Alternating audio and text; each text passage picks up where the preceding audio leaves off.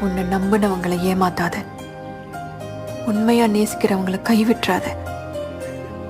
ஏன்னா இந்த உலகத்துல உண்மையான நம்பிக்கையும் காதலும் ரொம்ப அரிது. ஒரு தடவை தொலைச்சிட்டா அது திரும்ப கிடைக்காது.